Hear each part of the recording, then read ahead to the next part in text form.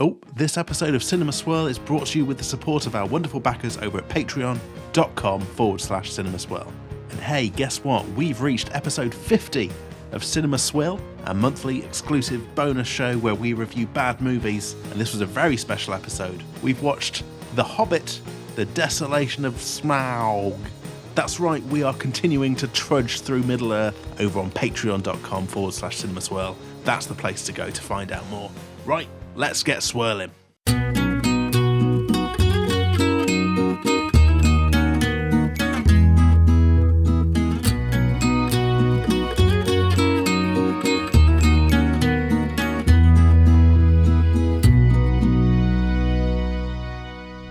Cinema Swirl! Where's my honey? Wondered the bee. It's episode number 103, coming to you from the apiary of Hollywood, California, buzzing about all them flowers and bees movies that my OTB has not seen. It's Sam Chaplin here. Hello, Sam. Hello, I'm happy to be here and covering The Bee Movie, which we'll be watching Jerry Seinfeld's The Bee Movie, which is one of those meme films, isn't it, that everyone likes? Yeah. Sorry, when he said that, I thought you meant you're going for Rowan Atkinson's, one of his ones that he did. He did a bee one recently, didn't he? That was Man v Bee.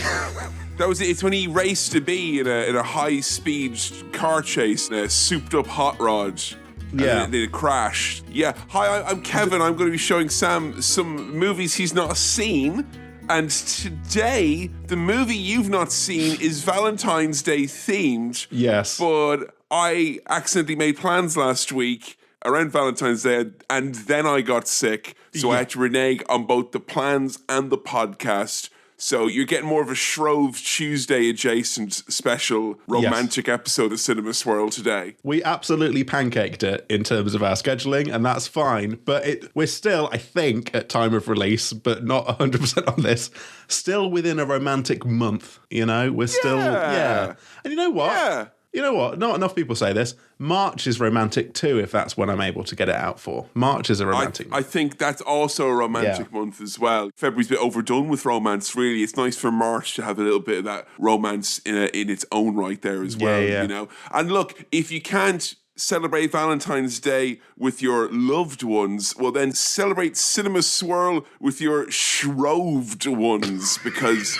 I had a lot of pancakes for my dinner last night and I'm raring to go. Hey, I'm excited about this. And we're covering, you know what, some romance. Not romantic comedy, romance. You know? Romance. This is pure romance today. We're looking at Ghost. And it took every fibre of my being not to try and do this around kind of about October and try and trick you into thinking that it was a spook fest that you were in for. But the Valentine's pancake love is too thick in the air, much like the batter of the pancakes last night, that I feel like, first and foremost, that we're looking at some classic Hollywood love story. Yes. I'm just thinking about pancakes now, Kevin. You've got me thinking about pancakes. I had pancakes too. Man. They're very tasty. No. Think about ghosts. No. Not ghosts in the shape of pancakes or pancakes in the shape of ghosts. Neither of those things. Ghosts. What ghost? Okay. Is it in your mindset at all? Do you know who our titular hunk is going to be in this movie? It is a 90s Hollywood romance. We gotta have a slab. It's sexy Swayze. I know that for a fact. All aboard Swayze train. Have you got your tickets? Tickets and Swayze passes, please. So I'm excited for some more Swayze, who we saw for the first time in Point Break, right? That was Swayze. That was Swayze. And also Dirty Dancing was Swayze as well. That wasn't. Yeah, we've had two previous Swayze encounters, and this is the third. See what happens there? We're on the Swayze train, and the man has come to check our passes, and Sam's pass was a surf card, with his hair all done in kind of like a Californian way, so it was. Yeah. And my card just says, "Don't put baby in the corner." And we give a knowing look, and we're like, "Yeah, we've seen that movie, friend." All aboard and the he Swayze validates train. it. Yeah. Validates it on the Swayze train. That's what he does. What do you expect it to happen? Romance and ghost. Is this ghost going to be...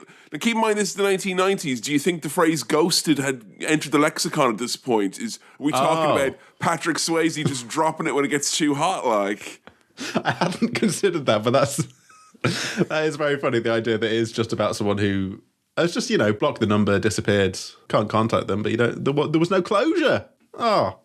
Bit of an old ghost, I am anticipating that this is in reference to the ghost of a haunting kind, an actual ghost. Right, okay, I know a couple of things about ghosts, right? All right, so I think you meant to say, look, right, I know a couple of things about ghosts, mate. We've had this conversation in the middle of the night before, and it doesn't end well, is all I'm saying, okay? They are real.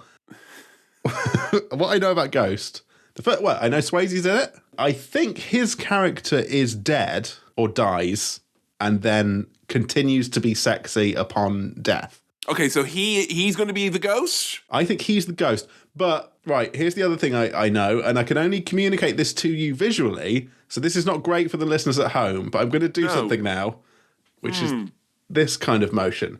So I'm moving my hands up and down, and I'm sort of trying to form a kind of shape. I'm glad no one can see this, because this is the worst instructions for a hand job I've ever seen. Don't do it awful. You're going to ruin Valentine's Day and Shrove Tuesday all at once. I don't know how you do it, but you got to gather it all up at the bottom and then just kind of rotate. Right, there's a pottery scene. You were doing the trademark hand gesture, the potter's grip, as we call it, and. Yes, I know those smooth Western-style pottery grip hand jobs are something to write home about, but get your minds out of the gutter, okay? Double hands, you're rotating on a base. It's incredible. Yeah, there's spinning clay, and I think he's over the shoulders of a woman, forming some pottery, and that's a sexy. Now, I don't know if Swayze's dead at that point. Right, because you're not sure if this is either A, something romantic between partners, or B, just a semi-romantic haunting of a potter's wheel. Yes. I mean, I don't... Right, a couple of things. I think if you're a dead potter and then you see someone making pottery and you think, she needs a bit of assistance on this, with your ghost hands, you're just going to go straight through the clay, and that's not going to do anything. So that's going to be frustrating as a potter. Yeah, and it's not kind of anything that you're kind of into. If you became a ghost and people were watching Lost, would you do it beside them and show them now you watch it like this with the wiki open so you can kind of nip any issues in the bud relating to the lore. You forgot about the webisodes, is what I would be screaming from beyond the grave. But I think he's alive at that point, and that's just a sexy moment. I don't think he's a potter. I think maybe this is a fun Groupon that they got to do together, and where there's no one else in the room. And I think it might be nude or semi-clothed. I don't know. I just know that the sexy pottery. I've seen the sexy pottery. That's all we know about Ghost. I feel like this is the type of movie, big Hollywood classic with regards to the romance genre. Yeah, and I feel that you and I now, being gentlemen of a certain age, we're officially at the age now where we could watch this and go, oh, the concept of death being romantic? Yeah, okay, right. yeah, sure. I don't want to think about death too much, generally speaking. No. But if someone wants to put a fun spin on it, it's romantic or whatever, all right. I mean, I saw this once when I was maybe 17 or 18 or thereabouts. Okay, yeah. And I didn't make much of it, if I'm honest. Sure. I watched it on my own on a very bored afternoon. Right. And I feel like I might be ready for it now, and I feel like you might be ready for it as well. I think that you and I could come away with this secretly hoping our partners die and become ghosts. Huh? Or hoping that we die and become ghosts to haunt our partners. Not hoping that we die. But mull on that, actually. You know what? Just when you're watching this movie, just think, would you rather die or your partner die? Just think about that. It's a romantic game you can play here. Look, we're trying to make March a romantic month. We're trying some new things to spice it up, okay? Look, I don't know if this is going to be like Ghostbusters, where we get ghost on human sexual contact, Dan and Aykroyd style, or if something else is going on. But I think the plot is sexy relationship, romantic, one of them dies, and somehow the relationship continues. Okay, you are just describing the plot of Hellraiser there. You realise that? You're kind of, Yeah, but I don't think Swayze's going to be like, give me more blood, and like gobbling up all the blood and becoming a fucking spare rib looking man. I think he's... Oh, yeah. You thought he was pretty fine stuff, Swayze, in Dirty Dancing and Point Break. Well, sure, you should have seen the plates and plates of blood he had to eat to get in that shape. Yeah? I don't think there's going to be... Well, there might be some kind of spooky horror-ish elements to this a little bit. Do you reckon we're going to get a seance? There's got to be some way to chat to this ghost, you know? There's got to be some way to get through to the ghost of ghosts. Yeah, and it is 1990. It's before MSN, so yeah, the obvious route. Yeah. I don't know how... I just assume the ghost just like shows up and just keeps it on going, but everyone's like, no, but Patrick Swayze's gone. He's not around. And she, who I don't know who is playing the love interest. It's Demi Moore, who I believe might be our first time on the podcast. Okay, yeah. I don't know if she will be like, no, he's here, look, and then when she turns around, like he's gone. So you think there might be some kind of accidental spookery going on here, where he might be trying to make a move, and she's like, ah! That type of a thing. Yeah, maybe. I don't know. I look. It's sexy. There's pottery and there's death, and that's a triple threat for me. And I'm excited about Ghost, and I'm feeling up for it.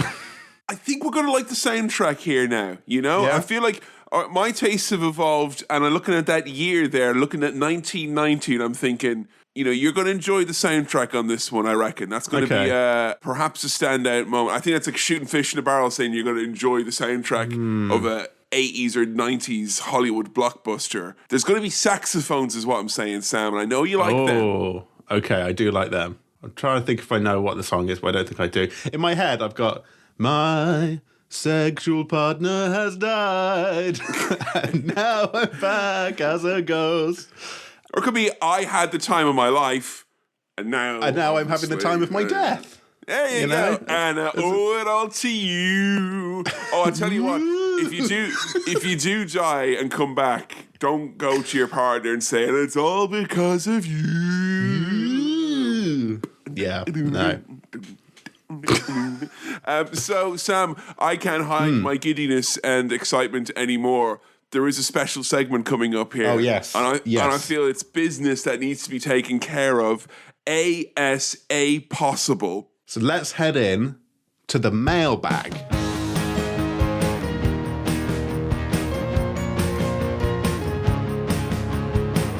Welcome to the mailbag. Now, we've divin right in. We've dived...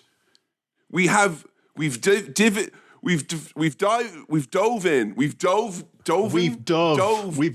the mailbag, mate. We doved in. We're in the mailbag. Now, get doved. Right. Here's the thing. This edition of the mailbag features physical mail. That's right.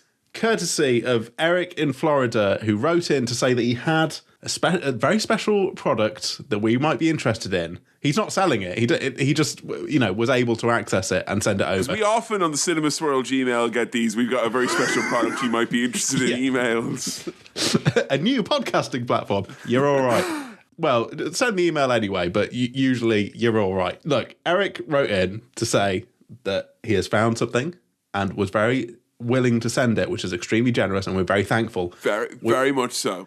And it has arrived, along with a goodie bag of other bits and bobs, some lovely Floridian T-shirts and nice bits. Thank you so much, Eric. But right, let's get into it, okay? Let's get in to Pepsi Swirl. Mail here in the mailbag. It's Pepsi. It's Pepsi Swirl, mate. It's Pepsi Swirl within the mailbag. It's both segments in one.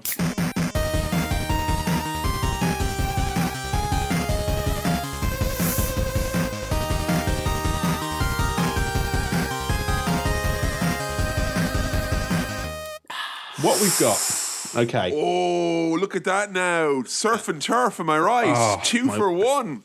My word. So, and we got one each. So me and Kevin have this, and we can... Yeah, baby. We can do it at the same time. We've got Nitro Pepsi. Nitro Pepsi. Nitro Pepsi. Let's just say it for a second, right? Nitro Pepsi. Yeah. That's been sitting in my fridge now for going on 2 or 3 weeks. And every time I open up the fridge, I've had a small battle inside of me not to open it because it looks so goddamn inviting. I look at this can and I see hope for America is what's happening. It's a sexy can of drink, isn't it? Nitro It's Pepsi. a very sexy can of draft cola. Yes. Okay? And I used to have this childlike wonder about the world, in America in particular, where it's like, sure, over there now, sure, they're probably doing all sorts of crazy burgers and, they have cowboys and rappers and all sorts. Sure, Jesus, Mary and Joseph. Yeah. And the world gets smaller as you get older. And the world's a scary place. But the world is still a world that is pushing the boundaries unnecessarily of fizzy drink tech. And even though I don't even like fizzy drinks, I gotta fucking respect it. And this is exciting. I gotta respect the gumption. Yep. This is some sort of a pressurized canister that has crossed the Atlantic as well. It's like we're sending a vampire's body over the oceans or something. This is very impressive. It has survived with some sort of a widget or mechanism inside to make it liquidy smooth like velvet, apparently? My understanding is that this is draft cola, nitrogen-infused cola. Smaller bubbles, smoother taste. I think it's meant to be like how Guinness is, right? Is my understanding. Or like a can of Kilkenny you might have and there'd be a widget in it. Yeah, And I've noticed as well there is some chief core values of the drink that is A, smooth, B, creamy, and C, easy to drink. Unlike those other idiot pedestrian colas you and myself have been drinking at home over the years. It's hard to drink. It gets everywhere. It's so hard and difficult. We have instructions though, Sam. Yes. No, we've got instructions. We've got an additional tagline, which I love, that I want to read to you now. This can has got so much going on. Pour hard and drink easy. Oh, yes, please. Yes, please. I'm sorry, but that literally sounds like the worst alcoholic motto ever. Like you come in the worst day. What's going on? Pour hard. I want to drink easy. My God, my day has been tough. This is instructions here now. We got a 3-prong approach, and I just realized I need a vessel. I'm out of here. Yeah, I went to get a glass. Okay, I'm back. Okay. I have found a hard pouring glass. Yes, I had to run downstairs just before this recording to do the same thing. And I'm also, as well, in anticipation of this, I'm going to cleanse and refresh the palate, almost like a sorbet course here. Sure. I'm going to have one of these small Slim Jims that we were also sent. Yes, thank you again, Eric. What an absolute treat this has been. So, our instructions are as follows. Number delicious elbow. Number 1, chill can. Done. Already way ahead of you. Way ahead of you.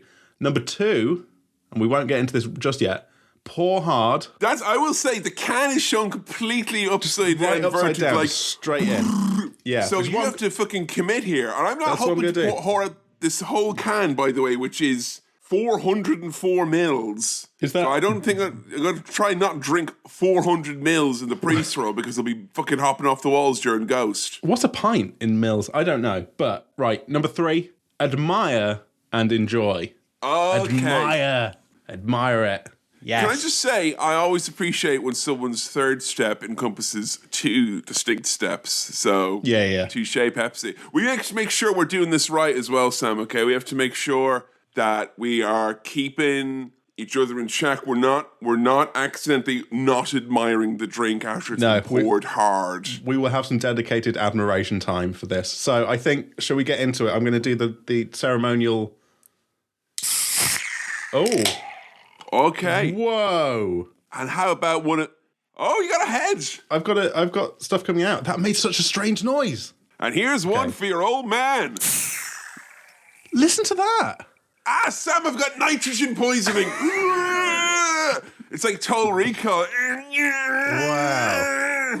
That is not what I expected. I'm so excited that it genuinely made a different noise. It made a noise like we went into a spaceship that everyone was in cryo sleep and we were opening up one of their vests. Yeah.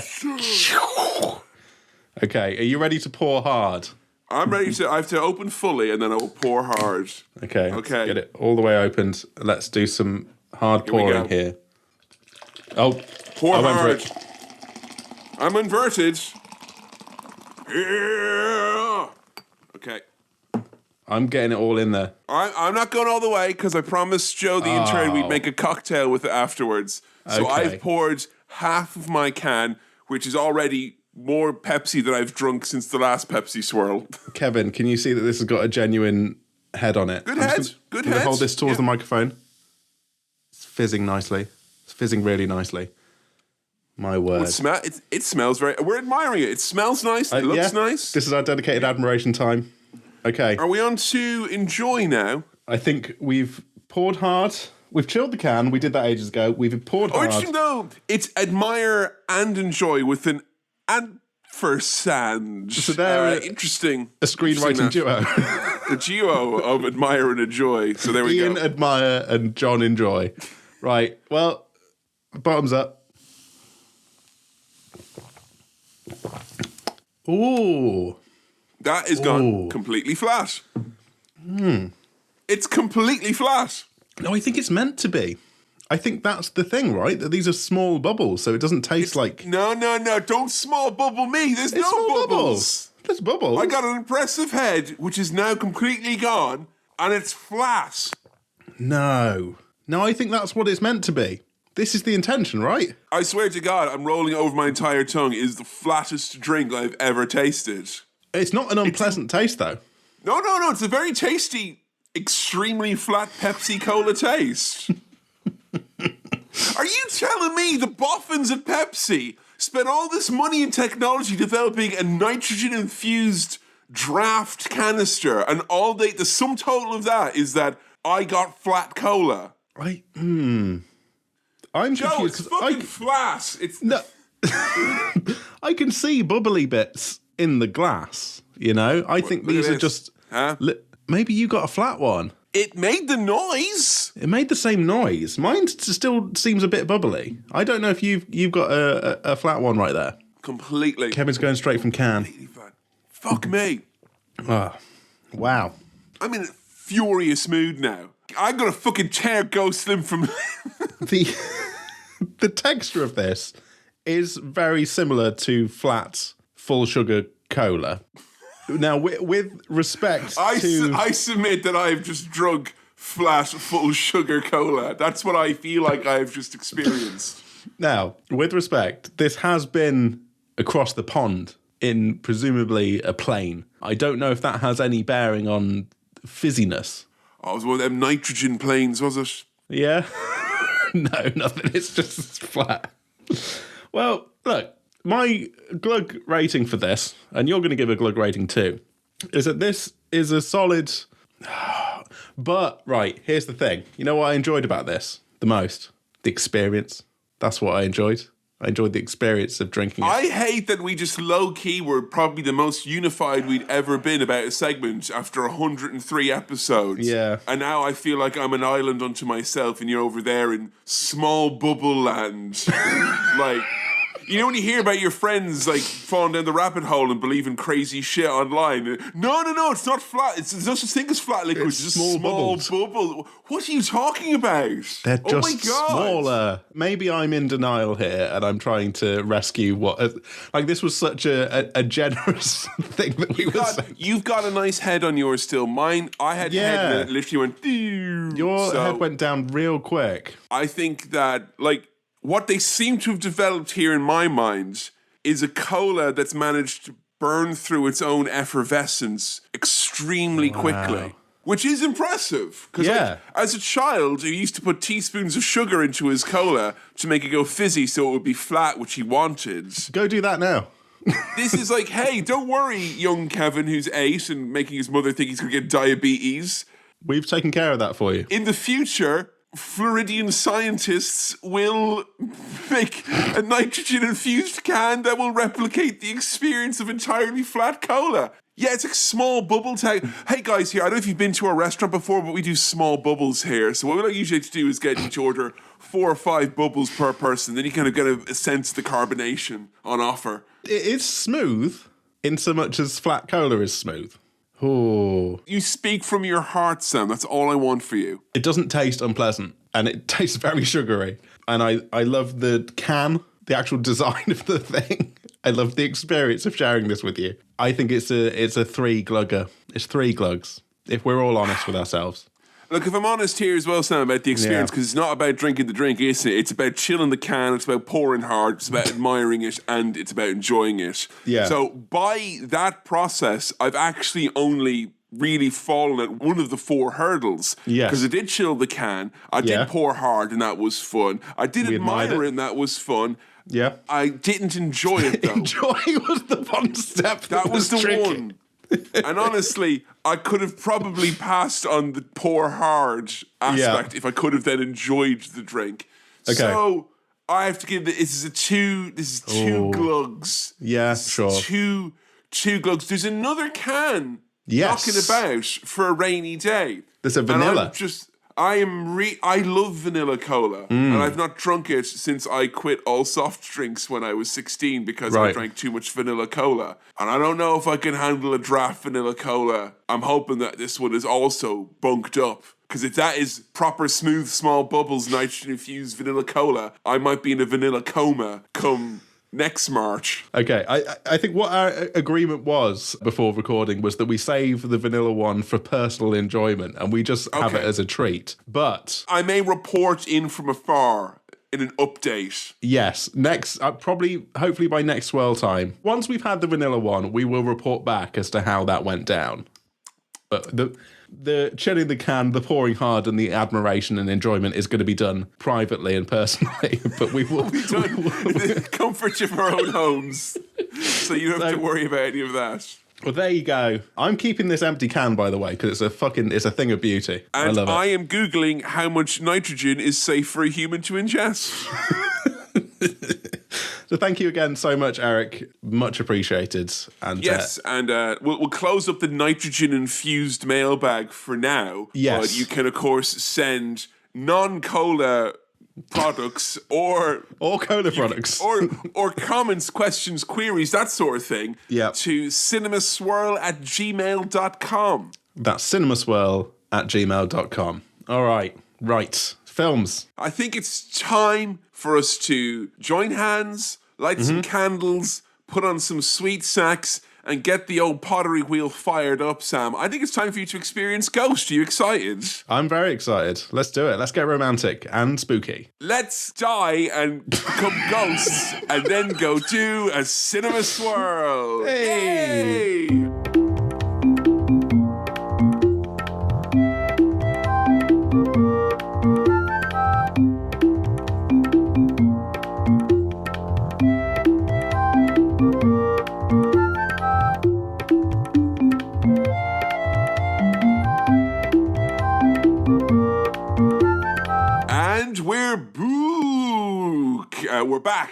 We're back from the afterlife, and Sam, initial gut reactions to Ghost. That was Ghost. Always believe it was Ghost. That film was pretty damn good. It was enjoyable. Always believing that was Ghost. It was Ghost. That's my initial gut reaction to Ghost there. His initial gut reaction, he correctly identified the movie, folks, which means we're off to a good start here now. That is a good thing indeed. You hear romance, and I feel as we've done romance movies here on Swirl, it feels like that's always like kind of a gossamer thin, see-through genre, which behind it has the naked body of the real genre. And this was somewhere between, I guess, a bit of a fantasy sci-fi type of a vibe in some respects. Yeah. I'll tell you what, it was sillier than I thought it was going to be. Was it more of an adventure than you thought would? Did you think there would be ghost training sequences with Patrick Swayze? That's the type of, adventure we're going on here, It was a little bit of a caper at times, Which I didn't see coming. I thought this was going to be, like, sexy as fuck, is what I thought this was going to be. I thought it was going to be, like, a sexy film. I thought there was going to be some real ghost sex going on. but it's more of like an adventure, yeah. Less of that than you would have gotten in Ghostbusters, as you were correct in identifying perhaps at the start weirdly. of the movie. Weirdly, strangely that.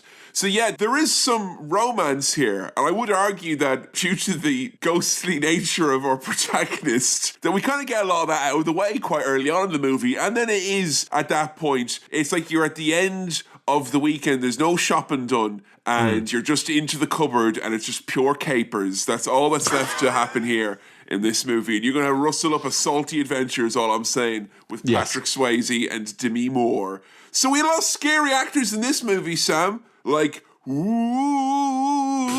Goldberg, who we discussed before we hit record that there's no comedic strategy or advantage or merit in discussing any controversy to do with Whoopi Goldberg. So we'll leave that over there now, and we're just going to keep going on the rest of the podcast. All I'll say is that I'm happy that Kevin always does his research before we record these podcasts, because there's some things that I'm very clueless about and wouldn't have known. So, but as he rightly points out, no comedic ground to be, explored there. Exactly. Like, because if you put in Whoopi Goldberg controversy into Google, you'll probably end in like kind of a lengthy kind of search period there and trying to find out a lot of, trying to get to the bottom of it. You'll be there for a while. It's not like if you put in Whoopi Goldberg Ted Danson controversy and then you get something that's more like kind of boom, straight to the point. Jesus Christ, But that's not this movie. No. Or podcast. No, and I like that you're allowing people at home to do their own reading should they choose to go down that route. Press the cursed button now. Because one of my first notes is like, oh, Whoopi Goldberg is in this. How excited. So I'm going to cross that one out. What? Right. My other first note was that the music at the start and the title card felt like a fucking horror. And I think that's obviously, deliberate to kind of go, oh, what are we doing here? It was pretty spooky. We had a low camera that was going around the grounds. I don't mean to invoke it again, but it did feel very Hellraiser-like, that perhaps you're seeing first-person Swayze looking for his first blood supper, or if not, some loose black pudding would suffice. Yeah. Did we cover whether Hellraiser from Hellraiser... Well, not Hellraiser. Who's the main guy from Hellraiser? The blood man. The man in his blood. Marty Mayo, we called him, sure, because he was all thick and full of cream. We talked about him eating black puddings, right? Surely. We surely did. That would be like energy bars for him, right? That would just like... just take a big old bite. Anyway, look, we think, oh, horror, but then we get sexy shirtless Swayze, sexy shirtless other guy... And he's doing the sexiest possible thing, which is home Renaisswazian, which is when Patrick Swayze renovates your home. Yes, that's, it's some real work going on. And is it Demi Moore or Demi Moore?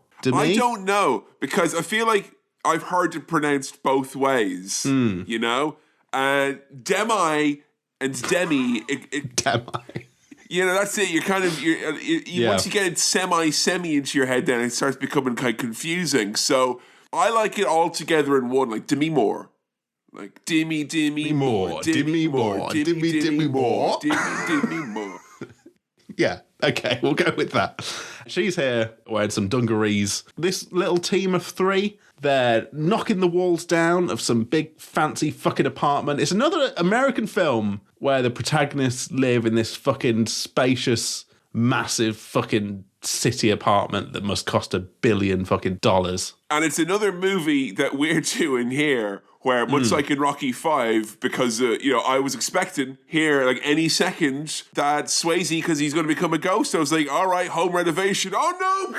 I was expecting him, dead in the first 5, I would have thought, I thought it was very bold of them to have him get crushed by the renovations or accidentally unearth an untapped vein of asbestos in this New York apartment. But he got through it relatively unscathed. Yeah. I mean, that way, the opening of this film, and I think it does it deliberately, is not a million miles away from your final destinations. You're waiting for the dramatic death moment. Because look, if the film's called Ghost, and you've probably seen the trailers, or know the kind of vibe, you know someone's dying. And so the film's kind of playing with you. It's going, no. And I thought, they were taking a bit of a metaphysical twist on it, because when I found out that he was a Wall Street banker, I thought, oh no, is it the death of the middle class he's after now? That's what it is.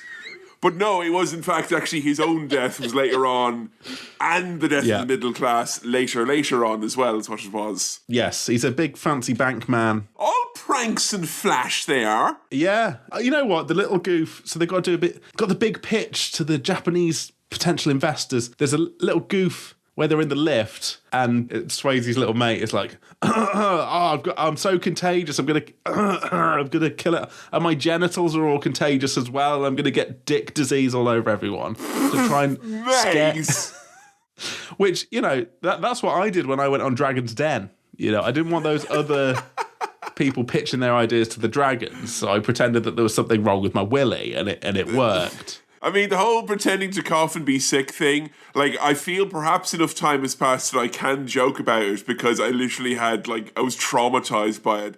But 3 months into the pandemic in my corner shop one Friday evening, a lad was in there going, oh yeah, everyone, yeah, oh, I've got COVID, sure. And we're like, please stop pantomime coughing, it's really stressful. He's like, oh, I'm going to do it louder now that you're upset by it. If he went to the dick, we would have been happy. He would have been moving away from the contentious topic. Exactly. So, look, these lads, they're naughty, young, big city banking boys, right? They're just a bunch of lads just banking and having a good time, Living on the edge, is what they're doing here pretty much. And that's why, on average, most Wall Street bankers do come back as ghosts, because they're so used to living on the edge between worlds that they kind of rarely cross over. Or they go to hell. Well, speaking of the edge, and not the guy from U2, this scene where they're dangling a fucking angel statue over the street. Oh my God, no. Hated every second of that. Don't like that. Really? I don't like dangly stuff. Oh, it made me nostalgic, sure, because I've mentioned this before, I'm sure, on a podcast, but in my third year at boarding school in the dorm, and I would sleep there with 45 other boys. And I remember thinking, I've got a good bed picked out for this entire year, a sink across the way and all that. I'm set up here, Mum. I'm going away now to boarding school. And she looked up and there was a big, giant 5-foot statue of the Virgin Mary above it. And she went, Jesus, sure, that'll fall on you. And then she left. And I spent the next year there sleeping under the watchful gaze of a very tippity-toppity looking Virgin Mary, thinking, well, tonight could be the night. If this falls and crushes me to death, will some sects of Christianity consider it a miracle because there's a statue of Virgin Mary and a lot of blood and viscera? Someone's going to think that's holy. Yeah, probably.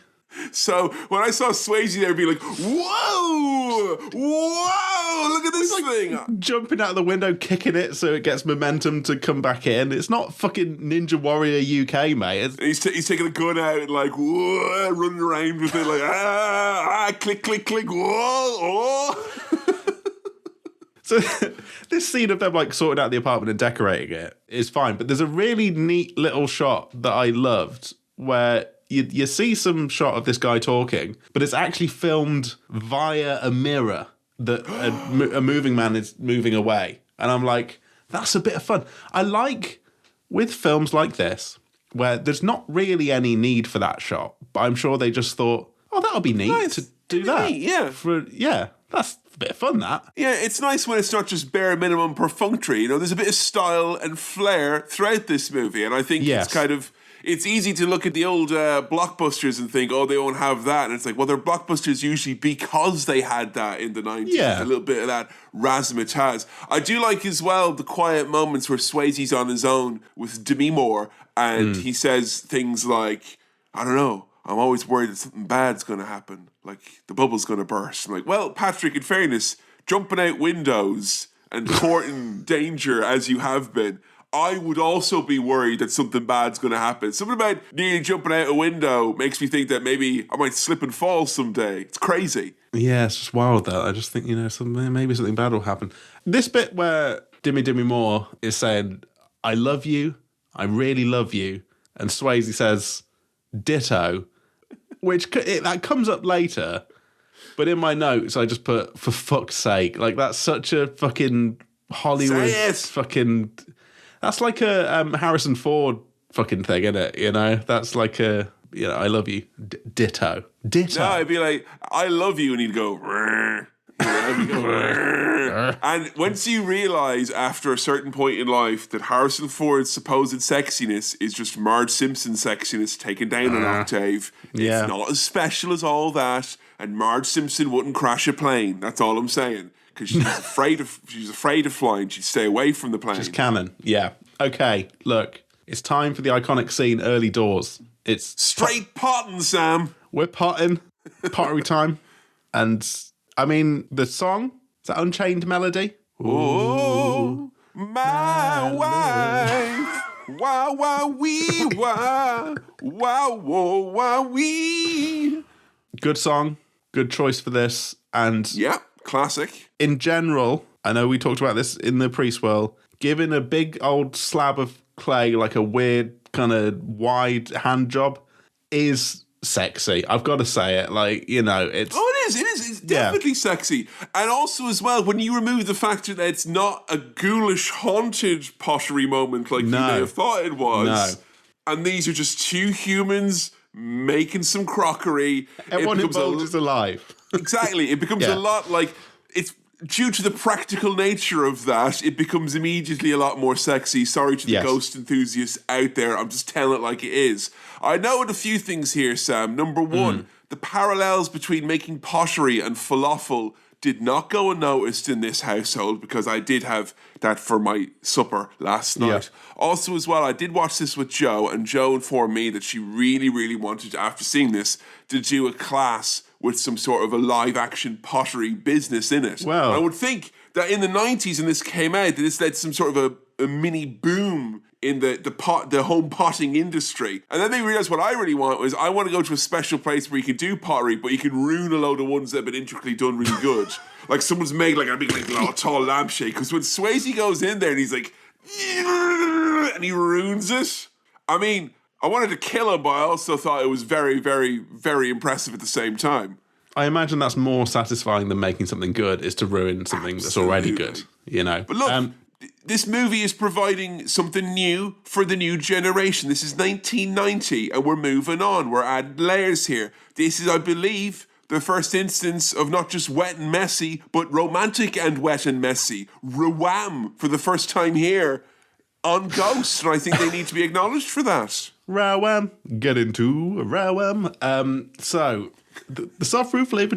Right, look, as sexy as this is, I think practically. I've got the word practically highlighted here now because we're spinning wet fucking clay around, right? Because their hands are fucking, I'm going to say it, slathered in that stuff. And if you then go from that and you're all neck kissing and you're rubbing each other's hands, when those hands go onto the body, yeah, exactly. It's going to make that noise. To be too crispy. You're going to be like puff pastry in the worst way imaginable, okay? Yeah.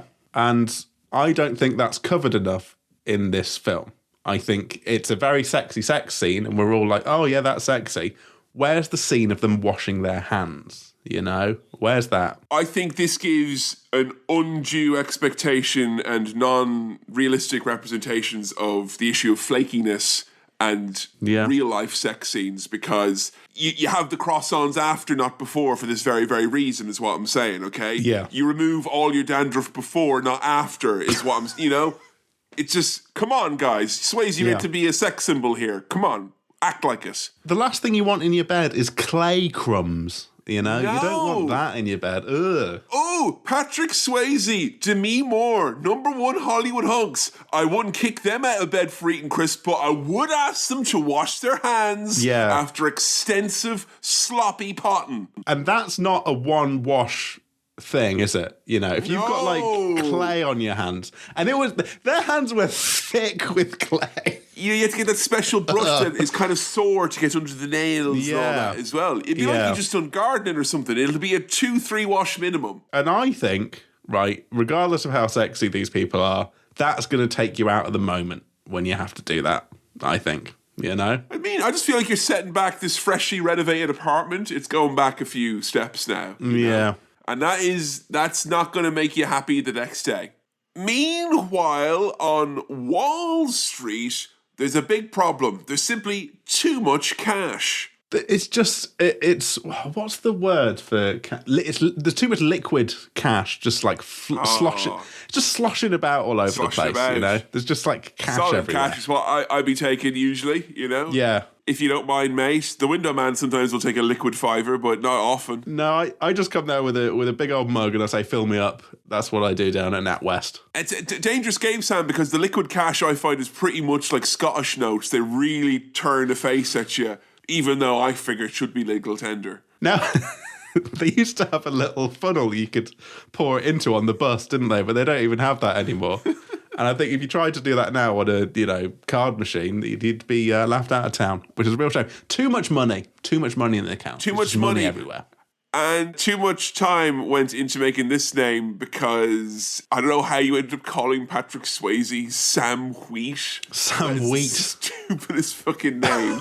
Well, I mean, come on. It starts strong, Great first name. Sam Wheat. Wheat. Oh, look. I love wheat, I love flour, and I love bread. But that's no Chaplin, is it? No. Sam Wheat. Chaplin, that's a surname. Wheat, that's just a noun. Like, come on.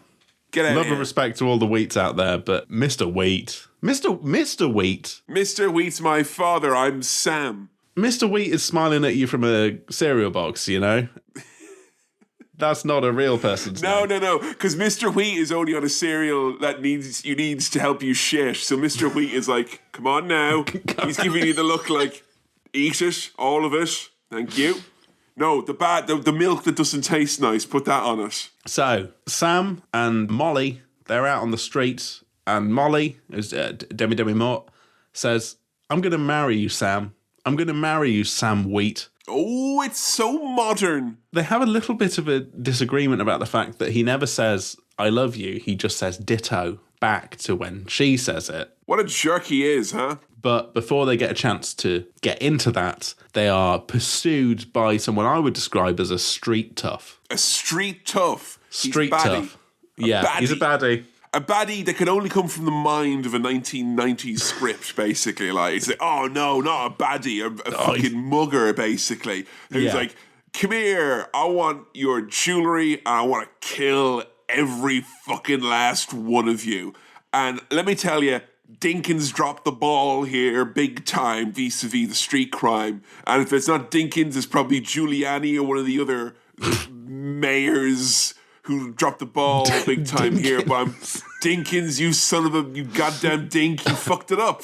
And good golly, you think they've shot Molly, but no, you've been shot, Mr. Wheat. And that is, I love you, that little moment there where they're like kind of flipping around on you. You think that he's, and then you realise not only have you goofed up, you're also kind of see-through a bit as well now. And that's yeah. You know what? I actually fell hook, line, and sinker for the bit where you see him chasing after the guy. I was like, oh, this isn't actually the death bit, but it is the death bit, and he's a ghost on. He's running after him as a ghost. So boo.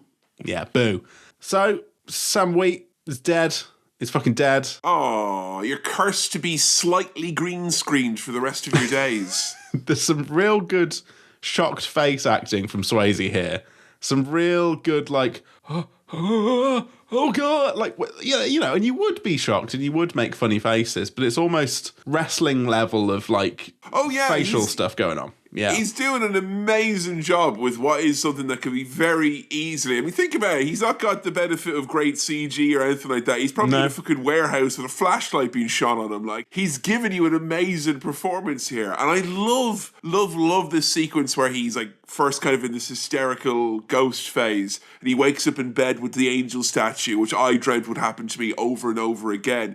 And you get this fucking dirty owl synth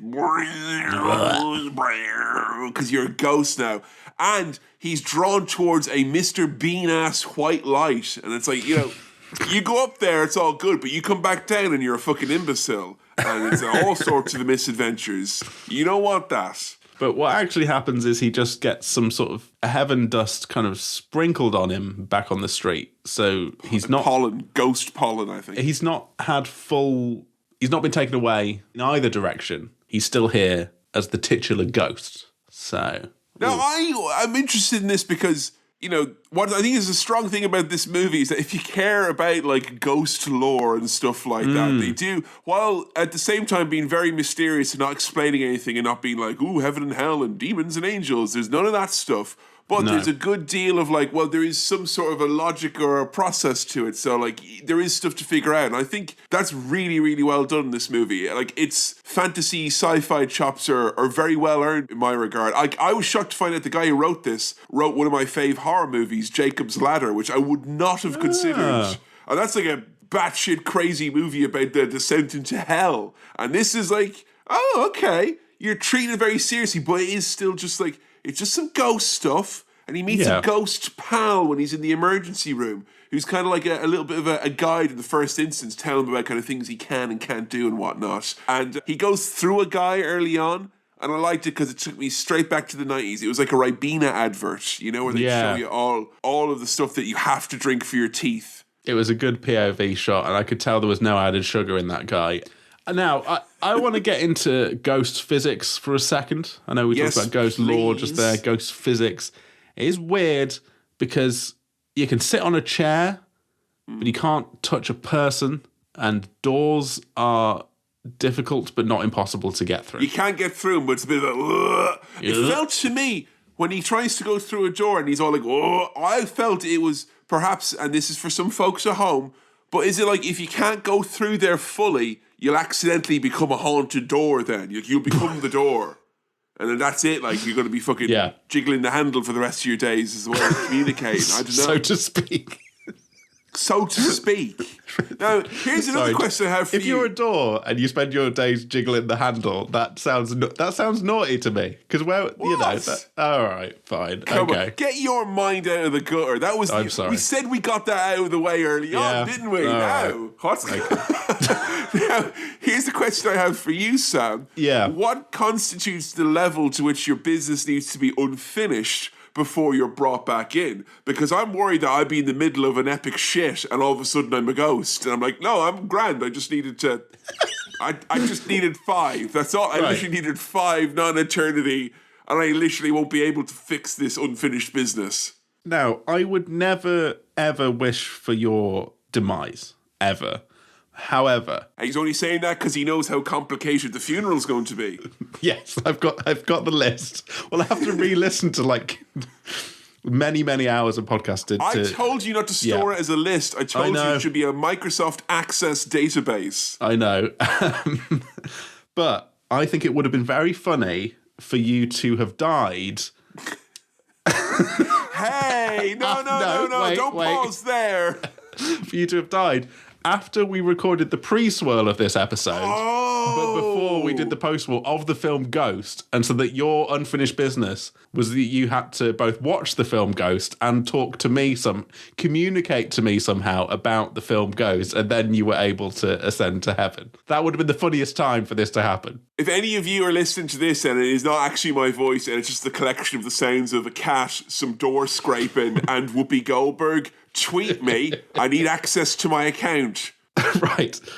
Look, Sam Wheat, he's knocking about with a bunch of other ghosts. They're just like ghosts just like hanging around. They're just sort of, there's some about, I don't know what the population of ghosts in the world is at this point. I think it's around the same as the population of farts. They seem to hang around and have a similar half-life as well. And it's quite sad, really, the way that Sam is just sort of hanging around back at home, watching Molly do all of her stuff and just kind of... And he's there when she's like talking to him, being like, I picked up your shirts from the laundry, and it was really sad, and it's genuinely quite touching. It is. It's a sad thing to go through, particularly because, obviously as a ghost, it should all be going up to kind of the WrestleMania of your death, which is your funeral, and then after that, it's kind of like, backlash now. It's kind of not as fun after that. And I will say, an addendum to the funeral there, I am RSVPing to my own funeral right now as a ghost. So again, follow the instructions, Yeah. I will be there. I will be there, and I will be there with bells. Well, I won't have bells because I'll be a ghost. You'll give yourself away. If I'll be there with chains on. I pictured you as a Muppet then when you did that, by the way. Because my hands were like... So, right, the interesting thing is that cats react to ghosts. And they hate them as well. Fucking hate them. So he might be able to use that to his advantage. Would your ghost get Stanley's dander up then? That's what I want to know. You know, are our dogs just like, we can't see dead spirits? Dog lovers, your preferred animal can't see the dead. I feel like, with some exceptions, cats are spookier than dogs. Yeah?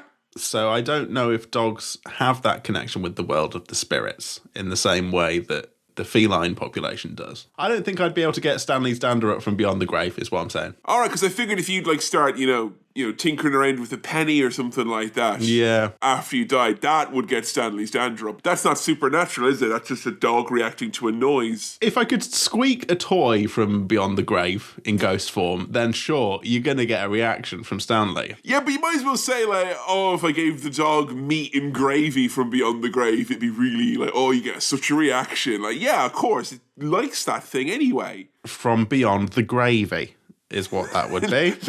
let me finish. I will say, in terms of Demi Moore, the worst thing about grief and losing a loved one, I've always said, is that the pottery suffers. Yeah. She's really let her pottery game slip a little bit there. Really bad. Which pretend she had a younger cousin who went away to summer camp, and that's why all it's looking like that. Like, we just thought it was the nicest thing to do. No offence, but that was some real dog shit work right there. So this Carl fella, Swayze's little mate, he's already making moves here. He's being a little bit kind of, something not right with him. Shifty is what we're saying. He's real shifty, and while old Sam Wheat's trying to make his way through a solid door, the fucking murderer is making his way through a solid door by just, barging his way in. At the start of this movie, because I'd forgotten what had happened, I was like, oh, typical Hollywood hysteria. It's like, there's a mugger, and he's going to kill you, and then take your wallet and come back to your house and kill your other person. This is one very hard-working, very focused, murderous mugger. Yeah. But there is a little thing we like to call the story still to come. Yes. I love the very cool sort of late 80s drums in this. I know this is 1990, but it's late 80s. Yeah. The reverb on those things, Doof. Boof. I knew you would have liked this as well, because there are lots of instrumentations here that basically took place in a very big warehouse, and that is fantastic. Yes.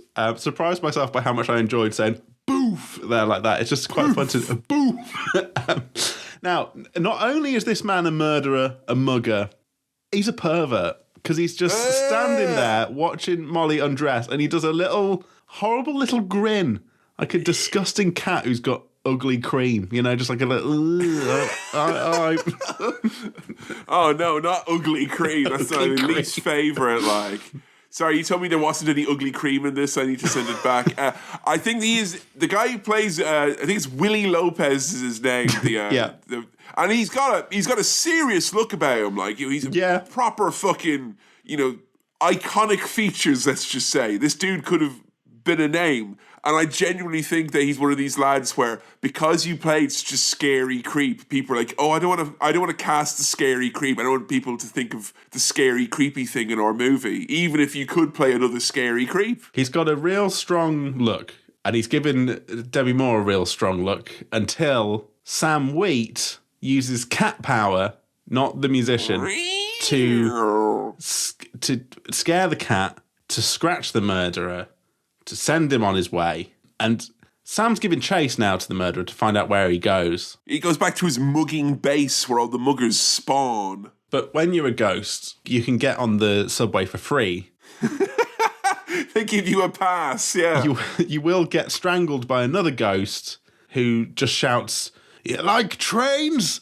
stay out, this is mine, and really wants to like defend the train. And I guess if you were a ghost, you wanted to like pick a base. Yeah, I was thinking that. Yeah. I mean, I'd want a base first and foremost. I'd be thinking about a good spot to haunt, honestly. I probably want to like be in a Greg's or something like that, maybe, or I don't know, that'll make me depressed as a ghost. Yeah, where'd be a good spot to haunt? You know what? Particularly a subway train is not a bad shout in terms of, you see a bunch of people, you keep moving around. How about in Nottingham now? You could do the old tram there, wouldn't you? This is my tram. People, probably would get off, Yeah. We head to the home of Willie Lopez, and he's on the phone saying, I couldn't get it. Give me a couple of days. I'll go back.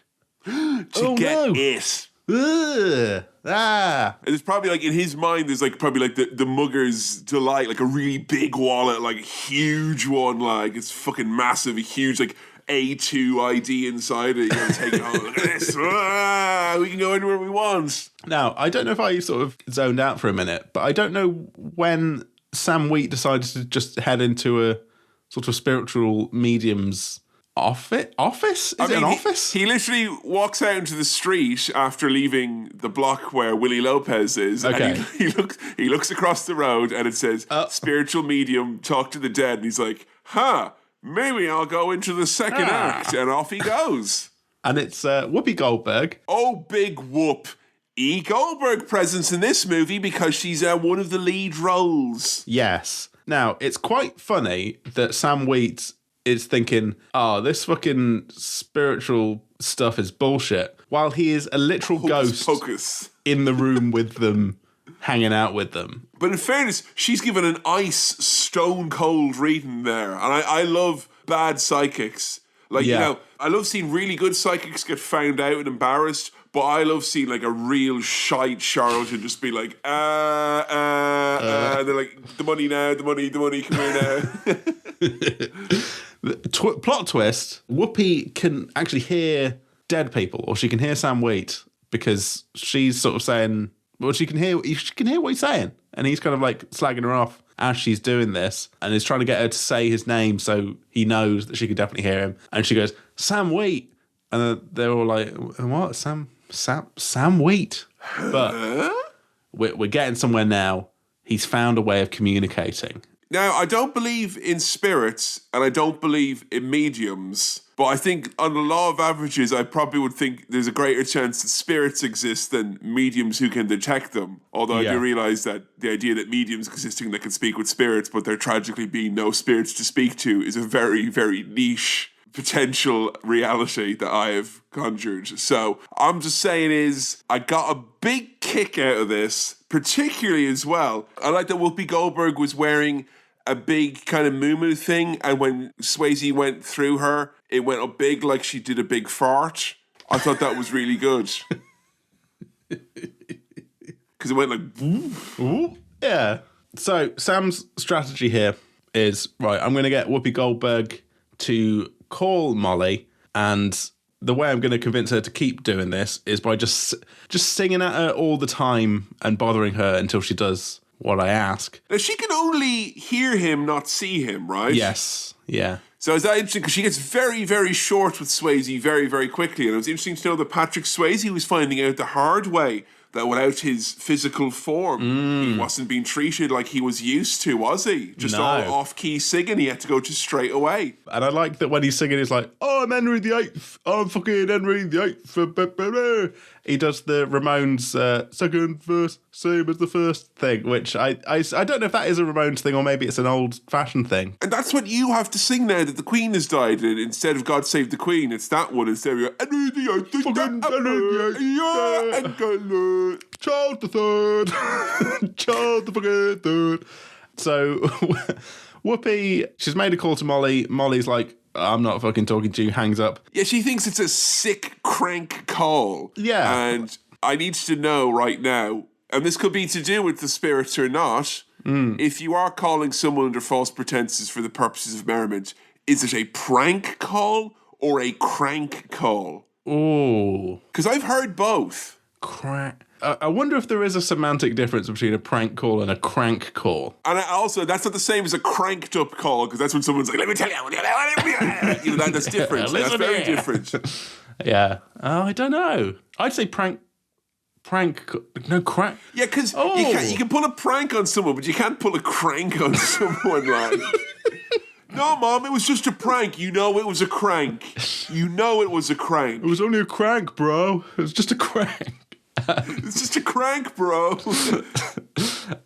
So Whoopi is sent over to Molly's, and she's doing all the kind of, hey, he's still... I can communicate with him, but she's like, no, fuck you, he's dead. And Sam Wheat's like, okay, Whoopi, tell her I love her. And she does that. And then Molly's like, well, he'd never say that because he's a prick. But then he gets Whoopi Goldberg to say Ditto, and Demi Moore's like, of course he's a Pokemon fan, and how would Whoopi Goldberg know that?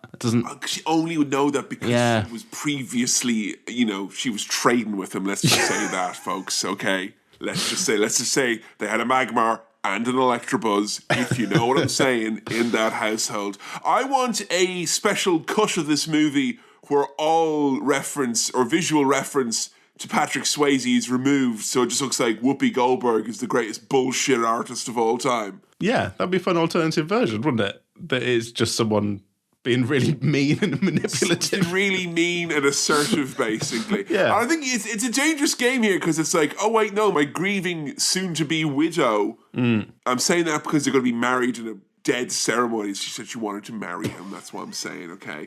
But she's in a dead ceremony. I know, right? Awful. What a great album that was. But like,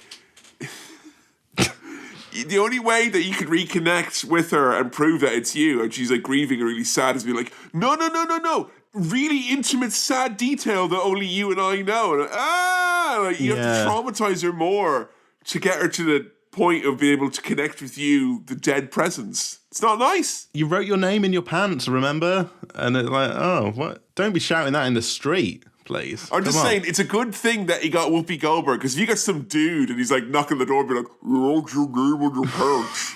Secret intimate details that only you and your dead husband know about. You mean fucking carted out of there faster than you could spin your hat. So at that point, they're all on the same page, but Whoopi Goldberg, after she's basically said, you're in danger, you're going to get attacked by this murderer man, she's just like, I'm out of here, I've done my bit, see you later, dead guy, non-dead person, peace out. Now, after all this has happened, and you've got Whoopi Goldberg coming around saying your dead boyfriend thinks you're going to be killed by a murderer, Molly, understandably, goes to old Carl, the best mate, and he's saying, come on, this is all a bunch of nonsense bananas. You can't be buying this, surely. This is mad. I usually feel this way. If anyone's ever skeptical about the spirit world, I often think they're involved in some sort of a conspiracy or a criminal of some sort. He was very suspicious in his actions and reactions. Yeah. This was the point where I was like, oh, he's set up Sam to be killed. Maybe I was slow on guessing that that's where this was going, but I thought he was just going to try and get with Molly, but it's more complicated than that. But this was the point where I was like, oh, he's had his mate killed. Promise me there will be no conspiracies surrounding my death. As my friend, you have to promise me that now. And I'll promise you the same, that there is no conspiracies, or at the very least, if you are going to do a conspiracy, would you make sure I don't come back as a ghost so I have to watch it all, right? Whatever you do after I'm in hell, that's your business, okay? Yeah. but up until that point, if I'm a ghost, I don't want to have to do any of that. What I'm saying is, don't let me die mid-shit, okay? You have to promise me this. I have to promise that you're not going to die mid-shit. Yeah, because then I might come back as a ghost and witness the conspiracy, which you're also forbidden from enacting. Yes. Don't do either of those things is what I'm saying. Okay, thank you. Okay, I promise. I promise the same. Thank you. So... and they say that men don't talk anymore. Exactly. Come on, guys. That's all this podcast is. Yeah, promising to not... Good, it's healthy. It's healthy to promise your male friends these things. Yeah, it's important. Right. I want to say something here, is that the that Carl guy looks like a buff Michael Cera, is what I'm going to say. He's got...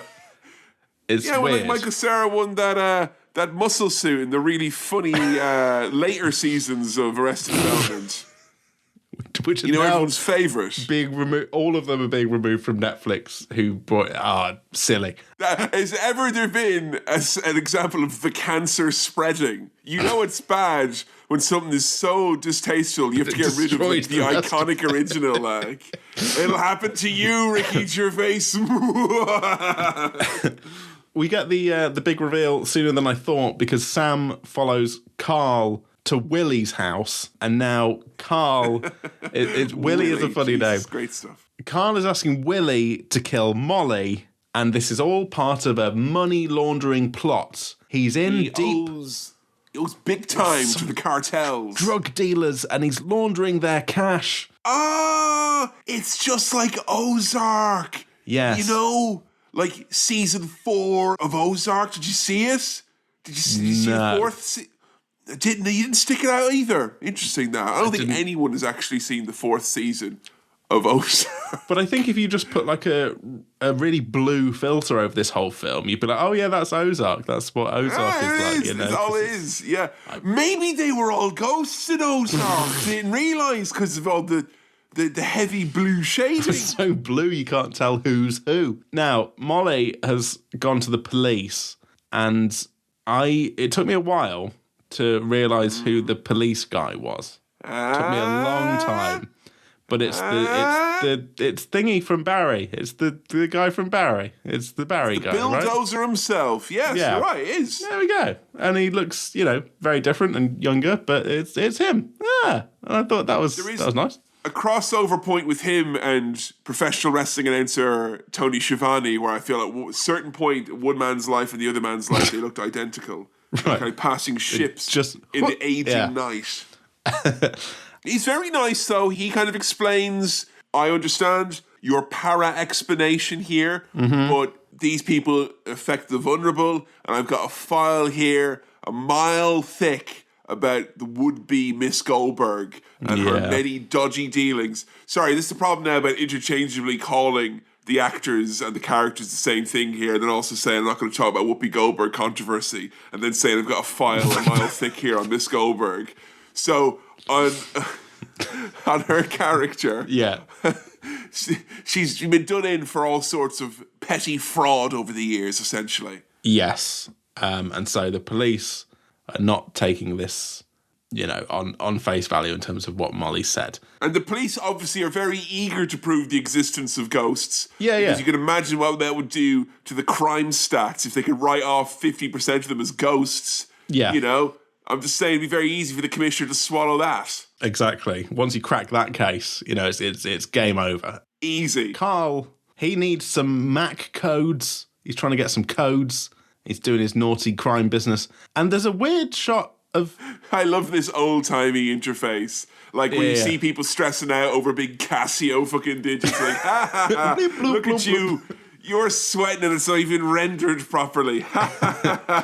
He's making up like a fake customer to justify this money. So that's a key thing that's happening here. Like if this is money laundering, what he's done there is made like a fake shirt, basically. A fake shirt and pants.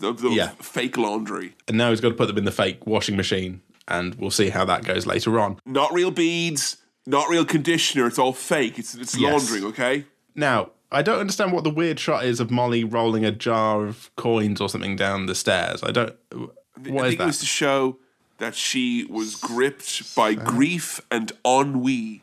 Okay, sure. Ennui more over there. Carl, fresh from playing on his Casio keyboard of a computer. He's got the moves, Sam. He's got the moves. He's spilt coffee all over himself and he's like, I'm just going to take off my shirt. In what universe does a man show up at your front door with a bag of apple pear hybrids? I'm sorry, Japan, but that's not God's plan, all right? To have those two Jesus Christ almighty. Mutants, that is. And anyway, he shows up with his freak fruit, and then he's like, baby, maybe I'm going to pour scalding coffee on myself. Hey, baby.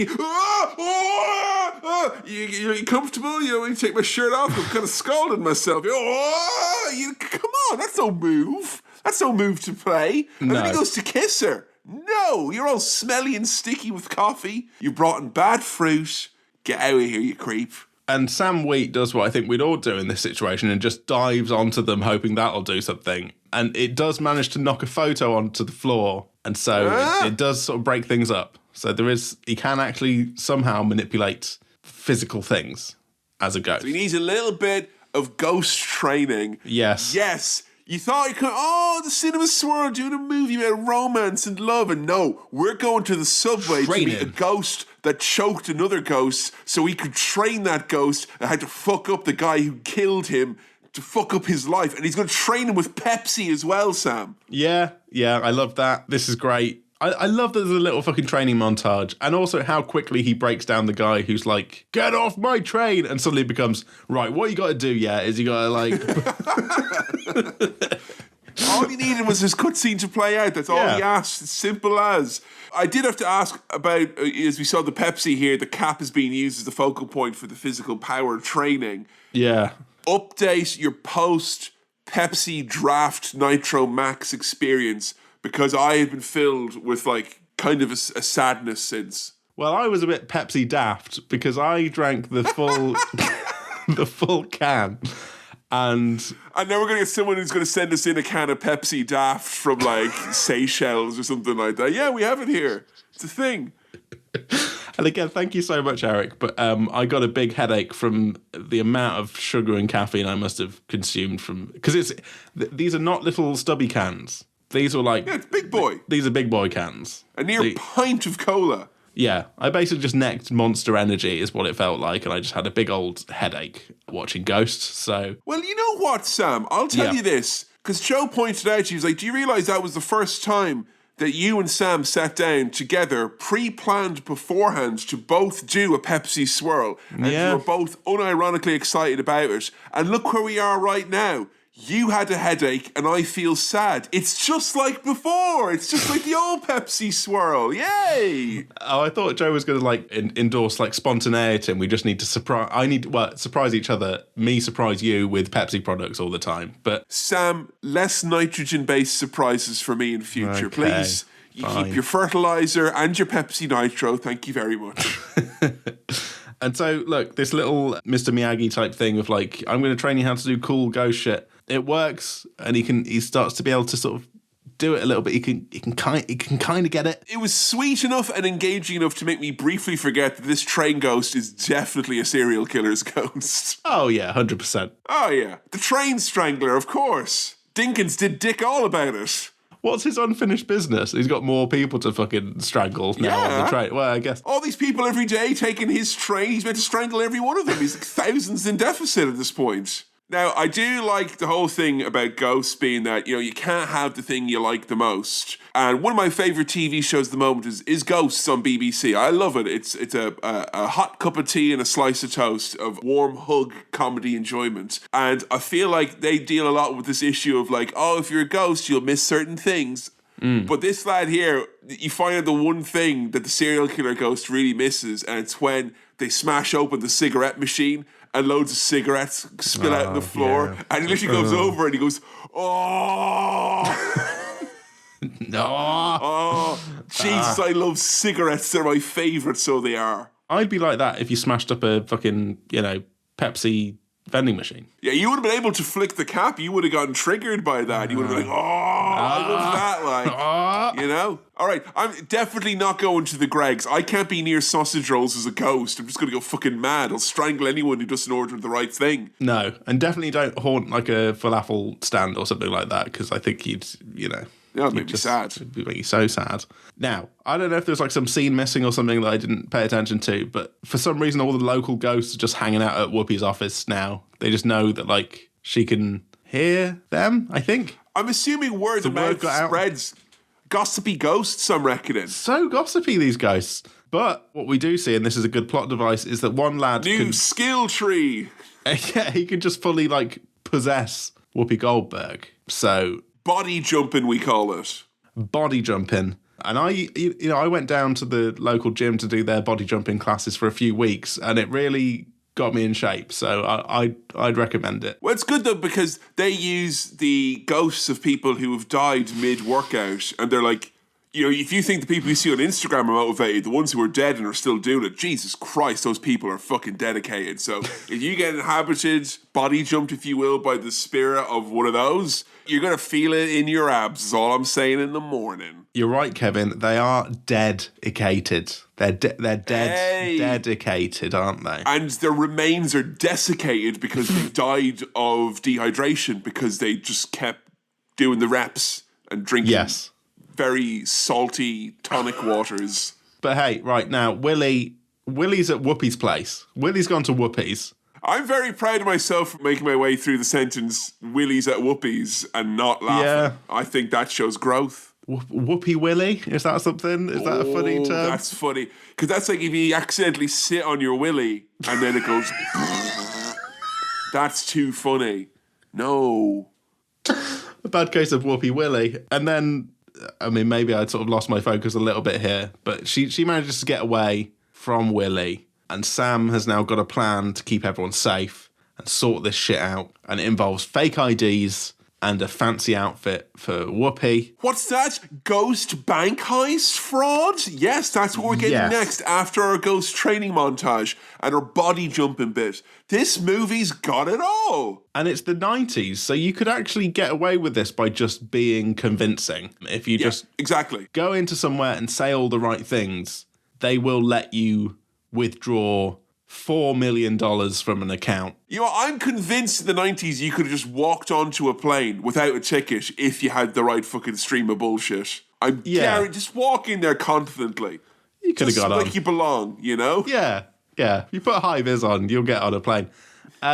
So the plan is to make her pretend to be this fake customer that Carl set up so that she can then withdraw the $4 million, which Whoopi Goldberg is like, $4 million? The $4 million? And then Carl will be in deficit, and then the drug dealers will murder him. Yes, and everything will be fine. My ghostly, macabre plot is almost done. And Whoopi Goldberg really struggles to give that $4 million away to charity. Doesn't want to do it, doesn't want to part with it. Yeah, and she kills a nun by giving them the money as well. They're like, too much charity for that heart to take. We cut back to Carl, who's obviously sweating bullets now because the $4 million is gone. You know, the money's been sneaked out from underneath him, and Swayze can get on to the most important business at hand, which is a direct haunting of his enemy. And he literally sits in a big chair and laughs maniacally as this guy's like, my life is falling apart, I'm going to be murdered.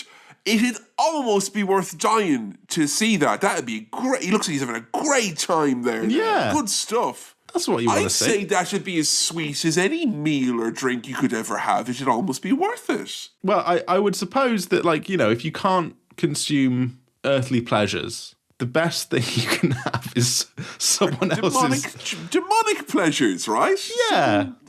It's the little demonic pleasures, I think, that are most important, you know? Yes. He does a lot of stuff here that I would probably do if I was a ghost, like typing on your keyboard, scrunching up papers, typing the word murderer over and over again. That's good. I like that. That's very good. Because you're yourself, in a sense, you're kind of shifting the blame, because you're going to get this guy murdered, Patrick, but you're calling him a murderer. And there's nothing worse than being murdered when you're anxious about being a murderer. Yeah. And he's pissing on the toilet seat, putting the wrong stuff in the recycling bin. It's like, it's just... no. He's getting cranked. This is a crank, bro. Like, this is proper... Cranked from beyond the crave.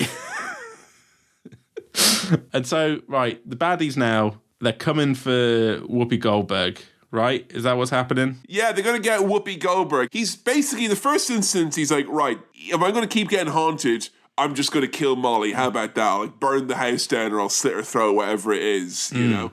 And then once they realize that he's not going to do that, instead he's like, right, well, we'll go and kill the lady then. We'll go and kill the psychic medium, Whoopi Goldberg, Oda May, because she's got the money, right? So off they go, brazen as brass, bold as can be, and just start literally knocking on doors and be like, excuse me, we're here to murder this woman and take $4 million. Have you seen her? Do you know her? The good thing is, though, is that Sam Wheat has got his throwing stuff around gimmick like down now. Like he can. Oh, he's maxed this out now, this chain, pretty much. Yeah. He's doing area attacks of ghost shit right now. Yes. And Willie on the street at this point gets absolutely bodied here, to use a cool expression, right? He gets bodied? Is that when you get killed in a way where in 2007 on YouTube they would have set it to, let the bodies hit the floor, let the bodies... He gets hit by 2 cars at once, and we get the thing you've been waiting for the whole movie, which is for one of the murdery guys to become a ghost, and he sees his body, he's like, oh my God.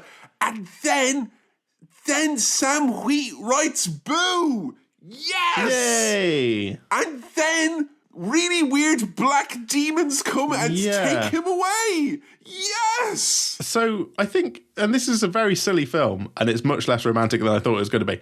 The demons are the silliest bit, I think, in terms of like hokey bullshit. It's so funny because they're like drawn onto the film, and they do not belong. They're pretty much like when I talked about on Puka Dove in previous Spooky Swirls and how all Irish children were made to dress up in bin bags.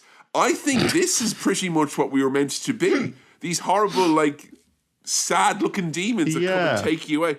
Oh, and the synth here, it's triumphant, it's spooky. This is fantastic. Oh, great music throughout this whole thing. It's a real late 80s sounding thrill ride. Okay, so Willie is out of the picture. Now, Whoopi and Sam need to head over to try and get Molly, and the way of convincing her that everything's fine and, to get on board is to do some penny magic, Magnets! See, I think she'd be too skeptical now. She'd be like, it's magnets. Even when it floats, mate. It's magnets. It's magnets. But it works. Also, there was a bit at the start where, like, Sam was like, oh, look, a special penny that is significant, but that, I don't know if that cursed him or is just some... That's the thing, right? Chekhov's penny. If you're going to have any like little secret bits with your partner and then later on that's going to be used to prove that they're a ghost, avoid any of them being like really mainstream things like, oh, penny behind your ear or got your nose or things. Because then I think a cold reading psychic would guess something like that. You know? It's got to be weird shit.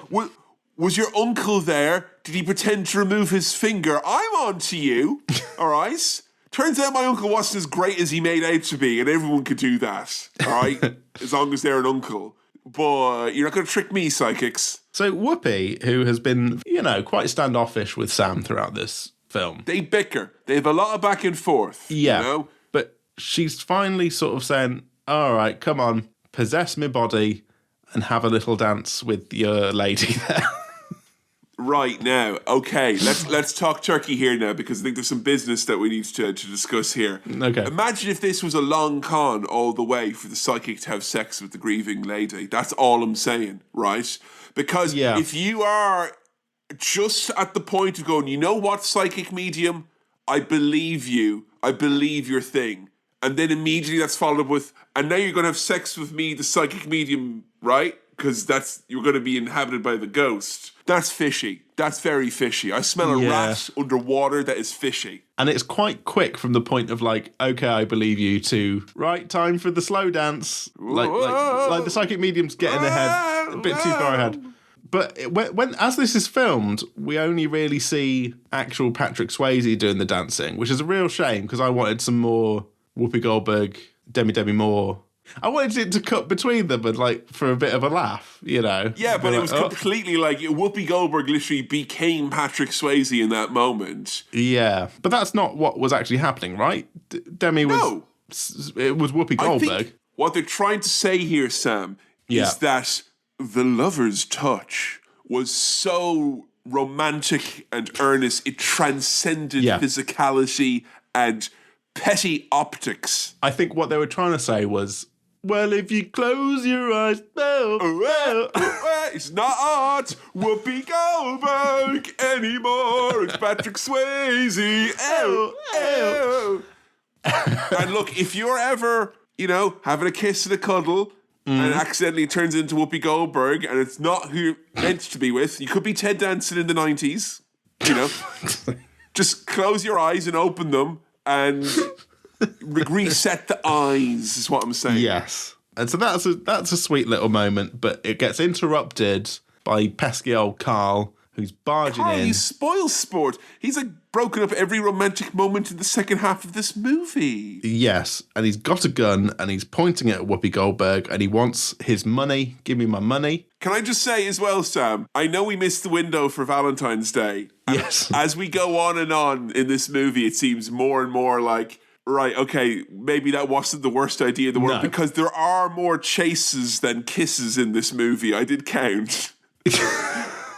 We have 2 kisses and 4 chases. Right, okay. Yeah, fair enough. So maybe this is just a movie, isn't it? This is not our Valentine's movie. This is just a movie. And stuff happens. If this was put out earnestly, first and foremost, from Hollywood to say, hey, ladies, check it out. Patrick Swayze is back. He's your favorite hunk, and he's in this amazing new romantic movie. Hey, boys, we've secretly snuck in a sci-fi ghost adventure in here, and you get to say you went to see a Patrick Swayze movie. And Channing Tatum has just announced, literally the other day, he's going to do the same damn thing. They're remaking Ghost with him, and I bet Channing Tatum's going to do all sorts of ghost adventures, and guys are like, yeah, I got a lot of brownie points. I went to see this romantic movie or what. I'm just saying, a lot of folks out there are going to be pleasantly surprised by Ghost. I'm excited for the Tatum remake of Ghost. I can't wait for that. Shot for shot the same. I want exactly the same, right? And I want the same CG crappy effects used, or I want the same outline and everything, and those demons better come back. Yes, and I want Whoopi Goldberg in it, despite the controversy section. Despite the mounting pressure. The T-platformer. So Carl's trying to get his money, but Whoopi's like, look, mate, I've given the money to nuns. And so he then moves on to, all right, then, I'm going to kill fucking Molly. But Swayze manages to get him away from her and get him smashed through some fucking glass. And get the glass into his grotesque body, into his torso. Pretty damn bloody, like. Yeah. You got him pretty much impaled there. It would not have been out of place in the oft-mentioned Hellraiser in this episode. And let me tell you, Carl, you got to be a pretty low-down, no-good wimp of a weakling to get your ass kicked by a fucking ghost. What a less than, like, come on, man. You're beat up by he's dead. By a ghost. You already killed him. Yeah. God. You've been killed by the man you killed, who kicked your ass as a ghost. You fucking loser. It was kind of ironic, Sam, wasn't it, that we had a bloody end for that bloody nuisance, Carl, eh? Ah, yeah. That was a proper, like, fucking Final Destination looking death. I know I called back to that before, but that's, The only money laundering you'll be doing is a lot of money that'll be passed over from your estate for the laundry because your clothes are covered in gore and viscera because you got impaled on broken glass. I tell you, he was probably thinking, oh, that's why they call it window pane, because... Hey! Yeah? There we go. He comes back as a ghost. Yes. He's dragged to hell as well by the demons. What a bizarre adventure Carl has been on here. It was absolutely fabulous. Dragged away so we can all lead a quiet life. Yes. Excellent. Goodbye, you piece of shit. The one thing I thought that I would have liked is a bit of a twist on this, Sam, and an alternate ending, perhaps, that Hollywood could indulge us in with Channing Tatum, other than it being a shot-for-shot remake. I would have had Carl been like, oh no, I'm a ghost. All my money problems are gone. Every ghost credit is fucking amazing. Yeah, I mean, he could have then just hung out, wherever he wanted to, like the train guy, and wouldn't have to be scared of no drug dealers. So is it like if you're a sinner, or is it if you've killed someone, or what is it? Why are these demons dragging Swayze to hell? Right. Or is it because you don't have unfinished business and you're bad? Here's the thing, mate. If you're a baddie, the demons take you away. If you're a goodie, you get a chance to make the demons take away some baddies, and then you get to go to heaven. All right? I can't make it any clearer than that. Yeah. You know. I like the path to heaven in the world of Ghost is paved on the bloody vengeance on all those who have wronged you. Like, this is, like, he leaves quite a body count in his wake to the pearly gates there. High really five does. in St. Peter. Boom, got them all, man. Gold star. Great time there. We'll post that on the leaderboards. Unbelievable. You got the elusive target and everything. Come on in, mate. Sit down. Grab yourself some energy drink. Welcome to heaven. I suspect you want a pint after your busy day of revenge. And so, mission accomplished. Way. Molly can now hear Sam, and they have like a little ghost kiss before he gets to go to heaven. He becomes a force ghost, I think, is the Christian term for it. And he says to her that he loves her. And she says ditto, you know? And it's all come full circle. If I was Patrick Swayze in that moment and I just had a taste of my own medicine in terms of the ditto nonsense, I'd have probably thought, oh shit, yeah, that is annoying. Can you just before I go to heaven and I never see you again, can you just confirm properly that you do love me? I need to know. It's just that the love you take with you, and I need to confirm it really, just so I'm not going in with an estimation or anything like that, you know? You really made me realise the error of my ways, but if you can now rectify that and just tell me properly that you love me, that would be great. I know this, like, thematically is nice, but just, you know, say you love me? I didn't well up or get teary-eyed. However, I did identify in this moment that if you give me an instrumental version of a song you play over and over during romantic moments in a movie and then do that over something sad, I will get that like a, ooh. This reminded me of Brokeback Mountain doing a similar thing. And then I got sad thinking about that movie. I was too much of a thrill ride 3D experience, this movie, for me to have anything other than tears of joy. Because it just wasn't sad at the end, I thought, even though it was a sad thing, if that makes sense. Yes. Because I was happy for him, you know? I've not seen Brokeback Mountain, by the way. So just to... Yeah, I know. So... That's a great movie. That is Would that... Well... I will say, Sam, this may have given you something of a skewed opinion of what a romantic movie is. Because this is a little bit more of a thrill ride and a caper and an 8D experience. The one person who I feel really sad for in all this is Demi Moore. Because Molly here, not only did she lose her partner, and that's just a wrap and a button put on that, she's pretty much definitely going to be indicted for murder because she's been found at the scene of a dead body who's impaled on a window. And... Yeah, your only witness He's a Wall Street guy and she's a lowly Potter. She's caught with a known felon as well in Whoopi Goldberg. I was going to say, your only witness is known felon and psychic bullshitter Whoopi Goldberg. Sorry, witness? Did you mean accomplice? Oda May? Oh, yeah, there we go. So I guess maybe the Channing Tatum one could be Ghost 2, where he's busting them out of prison. I'd prefer that. I love a ghost prison adventure. Ghost prison, yeah. If there's a ghost prison adventure out there, I need to know about it. Yes. Well, Kevin, that was Ghost. And you know what? I had a great time. I really enjoyed Ghost. I think it's safe to say that this movie was a romp, Sam. It was a real romp. I was surprised by how rompy it was. I thought there'd be rumpy pumpy, not rompy pompy, is what I'm going to say. And it was rootin' and tootin' as well, I will say.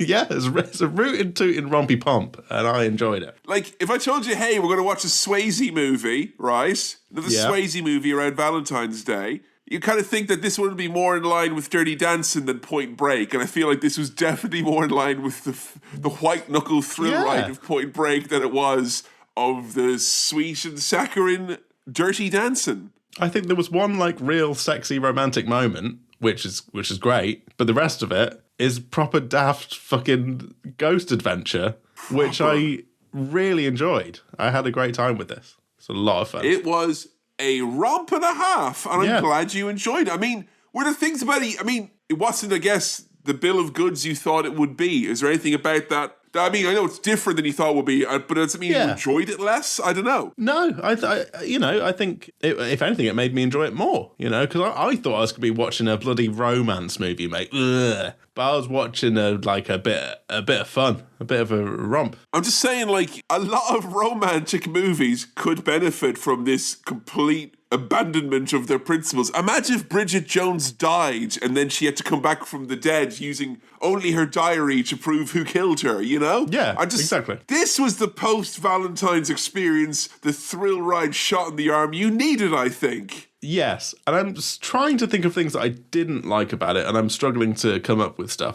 Obviously, it's not in any way, like, perfect, you know. It's a bit cheesy, you know. It's a bit over cheesy. the top. Sometimes the daftness strays into the too daft, and I'm talking about those demons. And with the effects, were you finding the effects? Because for me, it entered into that kind of like oblivion world of like, it's kind of crap, but it's charming because it's kind of crap, you know? Yeah. But I don't know how about you. If you didn't like the demons like I like the demons, so was the general kind of blurry outline you could tell 5 seconds before he's going to become transparent because he's got like a drag and drop version of him about to appear or whatever it is. It's another thing of like films released before like maybe 1999 or something where it really benefits from SD quality rather than HD on a massive fucking telly, you know. If this was on a little VHS CRT monitor, you're having a much better time with the effects, you know?